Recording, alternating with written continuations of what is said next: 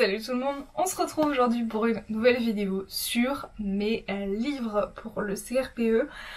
J'avais déjà parlé dans une vidéo des livres que j'avais et en fait nous sommes en décembre. Le fait est que j'en ai emprunté énormément dans les bibliothèques et que je pense que c'est tout aussi utile que les livres que j'ai achetés. Donc voilà, puisque je pioche dans toutes ces références pour travailler, faut quand même que vous voyez vraiment le massacre qui se trouve à côté de moi pour vous donner une idée de l'état du nombre de livres qu'il y a. C'est une catastrophe, voilà. Je ne peux pas aller dans une bibliothèque pour rendre des livres sans en remprunter d'autres. J'en ai 45 000, j'en lis 45 000, ceux dont j'ai pas le temps de les lire avant de devoir les rendre, je les photocopie des pages qui m'intéressent, c'est un enfer. Bref, donc on est parti, je vais commencer avec... je vais faire un rappel sur les livres que j'ai en ma possession, histoire de revenir un peu là-dessus. Alors, premièrement, moi j'aime beaucoup les objectifs CRPE. Je vais être honnête avec vous, ceux que j'ai en ma possession, je n'ai pas commencé à les ouvrir. Parce que je sais qu'ils seront toujours là et donc je préfère me concentrer sur les livres qui doivent partir dans pas longtemps parce que je les ai empruntés pour un temps donné. En sachant que les livres pour le CRPE, souvent dans les bibliothèques universitaires, ils sont empruntables que 14 jours parce que faut qu'il y ait un roulement, on peut pas renouveler notre prêt, etc. Donc j'essaie de vraiment plus faire attention à ça et à terme lire les livres que j'ai moi parce que je sais que je les aime bien. Donc pour le moment j'aime beaucoup les objectifs CRPE, donc j'ai français écrit avec absolument tout dedans, cours, entraînement, méthodo. J'ai maths quelque part si je le retrouve. Voilà, il est ici, comme ceci. Souvent j'ai essayé de prendre les plus récents, donc là on est sur du 2020. J'ai français entraînement, maths entraînement. Pour tout ce qui est oral, j'ai pris option sciences bien évidemment, donc j'ai sciences et technologies avec le cours etc. et sciences synthèse structurée. J'ai ensuite pour la connaissance du système éducatif, éducation et système éducatif. Je n'ai aucun livre en ma possession pour l'EPS parce que c'est un choix personnel, je juge que ce n'est pas nécessaire et que j'ai suffisamment d'autres choses, plus j'ai déjà fini mes fiches de PS, donc en fait tout est déjà imprimé dans un petit classeur, donc il n'y a pas de souci à ce niveau-là. J'ai un ancien bouquin de sciences et technologies 2015, voilà comme ceci, que j'avais récupéré à la bibliothèque parce qu'il s'en débarrassait, qu'il était là, je l'ai vu, je l'ai pris dans le doute. Voilà, je sais pas si je vais beaucoup l'utiliser, sachant que je sais déjà sur quelle partie du programme je veux faire mon dossier de mise en situation professionnelle. Je pars sur volcanisme, séisme. Le mix des deux n'est pas encore très défini, mais voilà. Ensuite, j'ai tout ce qui est Grévis. Alors j'avais commencé par prendre le Grévis du collège et il marche, il n'y a pas de souci, mais c'est vrai qu'il va pas assez loin, c'est très enfantin et il y avait plein de petits détails et autres qui sont mieux dans le Grévis de l'enseignant. Donc j'ai pris le Grévis de l'enseignant, grammaire de référence. J'ai emprunté à la bibliothèque la version exercice, analyse, etc. pour les textes. J'ai emprunté le Grévis 1001 exercices. Je l'ai feuilleté, je l'ai pas trop utilisé, je l'ai rendu, voilà. Ensuite, j'ai bien évidemment un vieux Becherel, la conjugaison pour tous. Parce que c'est un Becherel, voilà, c'est une valeur sûre. Ma maman a aussi retrouvé le Bled de quand j'étais au collège, donc voilà, je vais peut-être le feuilleter si besoin. Ensuite, on passe aux livres donc que j'ai ces petits livres de chez Studirama, édition 2020, que j'aime vraiment beaucoup parce qu'ils sont très abordables à lire et j'aime beaucoup comment ils sont formulés, etc. C'est 200 questions sur quelque chose. Là, j'ai des situations professionnelles à l'école primaire. C'est celui que j'ai commencé à lire déjà. Pour vous donner une idée de thème de ce qu'il y a à l'intérieur, on a la sécurité, la surveillance, l'encadrement, les sorties, les leçons et les devoirs, l'évaluation, la pédagogie, etc. etc. Donc ouais, c'est super pratique, ça se lit rapidement, quand même c'est plutôt bien fait et ça apporte une réflexion supplémentaire sur la position d'un professeur des écoles. Je trouve ça très intéressant, donc comme j'ai beaucoup aimé le premier que je suis en train de lire, j'ai pris pareil sur le système éducatif, pareil sur le développement de l'enfant, C'est le moins intéressant des 3-4 je crois, mais voilà, je l'ai pris quand même si jamais j'ai le temps, voilà. J'ai pris aussi l'enseignement de l'EPS du coup. Et de la même gamme Studirama, j'ai pris cet énorme livre, énorme, avec toutes les épreuves d'admissibilité, avec français, mathématiques. Je ne sais pas à quel point ça va m'être utile, mais il avait l'air vraiment bien fait.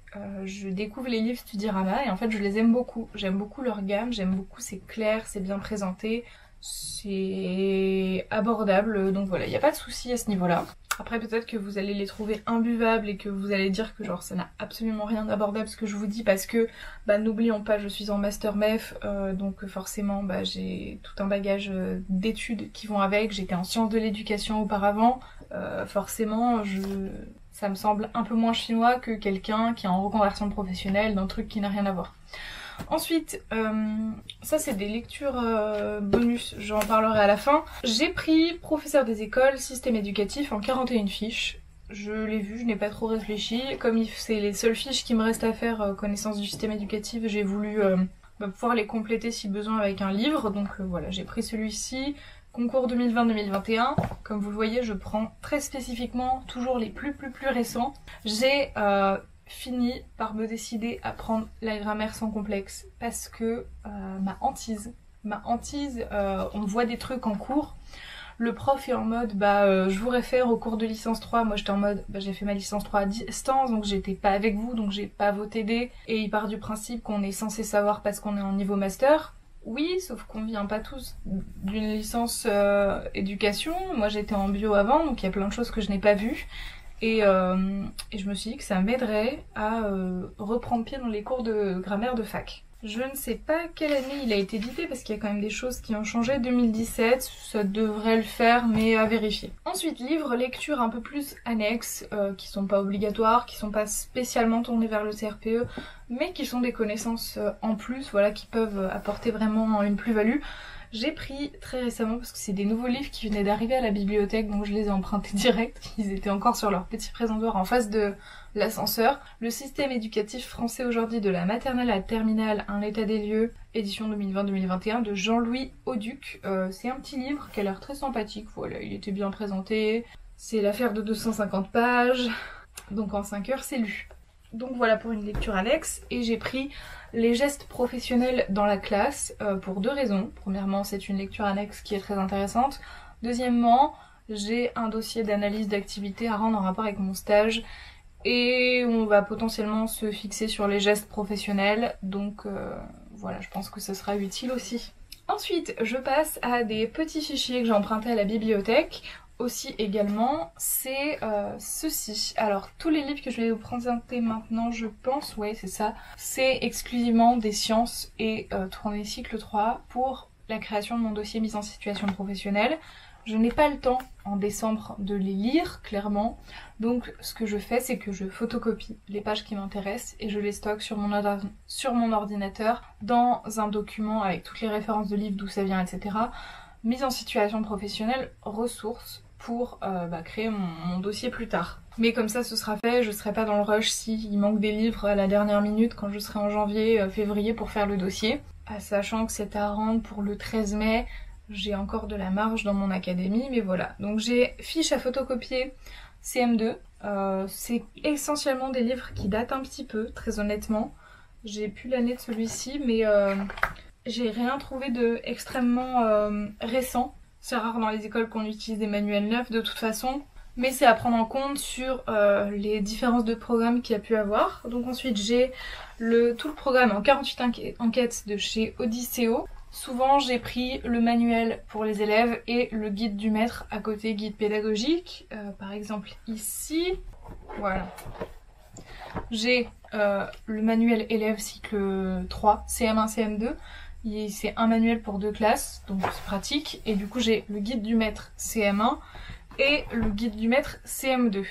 C'est intéressant dans le sens où je ne vais pas traiter les 2 classes dans mon dossier, mais ça me permet de voir l'évolution d'une notion d'une année à une autre, et ça peut être vachement pratique pour les questions du jury à l'oral. Et ensuite j'ai les découvreurs. Sciences expérimentales, guide pédagogique et expérimentation, voilà, pour classe CM, donc pareil cycle 3, CM1 et CM2. Notons quand même dans cette vidéo que le cycle 3 comprend aussi la 6e, mais ce n'est pas le cas de ces livres. Donc voilà, c'est tout pour les livres que j'ai empruntés en ce moment, mais il y en a plein d'autres. J'en avais emprunté d'autres il y a un petit moment déjà, que j'ai déjà rendu et dont je ne me souviens pas forcément les références, etc. Mais voilà, soyez conscients que si vous avez l'occasion d'emprunter des livres en bibliothèque municipale et universitaire, c'est une ressource immense parce que ça permet de faire des économies. Hein. On n'imagine pas le prix des livres qui m'entourent actuellement, c'est juste impossible à gérer soit de son côté. Je sais de sources sûres qu'il y avait le Hatier tome 2 en français. Je pense peut-être acheter enfin pas acheter mais emprunter le tome 2 de maths éventuellement. Mais c'est en grande conviction. Si j'ai l'occasion je le prendrai pour le moment pour le feuilleter un peu, mais voilà, sans plus. Il y a plein de livres qui conviendront à certaines personnes et ne conviendront pas à d'autres. Ça dépend de vous, ça dépend de votre niveau, de où vous en êtes. Moi je vous conseille de diversifier les supports parce que chaque petite chose apporte un petit peu plus, et même si vous êtes au clair avec des notions, les relire, les revoir traiter de façon différente, c'est toujours un plus. Je vais faire en fin de cette vidéo une courte aparté sur les livres que j'ai empruntés pour mon mémoire, à savoir que mon mémoire se fait sur 2 ans. À savoir que j'ai choisi les supports pédagogiques papier interactif, ce qui est assez spécifique, mais donc tout ce qui est livre pop-up, support de leçons animées, mais ça j'y traiterai l'année prochaine. Donc en ce rapport j'ai pris plusieurs livres, des éditions alternatives, l'art du pop-up et du livre animé de Jean-Charles Tréby, oulala c'est dur à dire, qui se présente comme ceci. Et ça vous parle vraiment de plein de choses, de l'historique du livre animé, vous avez des pages animées, je trouve ça trop cool. J'ai pris également très récemment Images des livres pour la jeunesse, lire et analyser. C'est un petit peu annexe à mon dossier, mais sait-on jamais si ça peut m'apporter des pistes. Voilà, tout est bon à prendre, j'en suis qu'au début du mémoire, donc voilà, j'essaie de prendre large et ensuite de choisir les points clés qui m'intéressent. Ensuite, j'ai livre animé du papier au numérique de Gaëlle Pélachaud. J'ai beaucoup de livres d'elle. Son site est une mine d'informations pour mon mémoire. Et faudrait que j'essaie de trouver sa thèse qu'elle avait fait à ce sujet pour la lire et voir. Et il y a un livre que j'ai acheté en ma possession de Gaëlle Pélachaud qui était suffisamment intéressant pour que je l'achète d'occasion, puisque voilà, c'est mon mémoire, c'est mon thème sur 2 ans. J'ai pas envie de emprunter toujours les mêmes livres à l'infini sur 2 ans. Donc pour le coup, celui-là j'ai préféré investir, c'est un joli livre et ça me fera plaisir de le garder ensuite quand j'aurai fini mon master. Donc là dessus y a pas de souci, les autres je les achèterai pas, mais je photocopie les pages dont j'ai besoin, etc. Pensez à faire ça aussi, si vous voyez des livres qui vous intéressent, à photocopier ce dont vous avez besoin et supprimer au fur et à mesure pour être au clair. Ça permet de gagner du temps pour éviter les allers-retours à la bibliothèque, emprunter 45 fois le même livre selon la disponibilité, etc. Et quand on travaille des choses sur le long terme, c'est toujours utile. C'est tout pour cette vidéo, j'ai essayé de faire au plus vite du coup pour ne pas trop vous ennuyer. J'espère que ça vous aura plu. N'hésitez pas à me dire en commentaire s'il y a des questions, des choses que vous voudriez savoir en particulier, soit sur mon master, soit sur mes études, soit sur le concours, etc. etc. On se retrouve très vite, je l'espère, si j'ai le temps de monter des vidéos, les filmer, etc. Prenez soin de vous, courage, ciao ciao.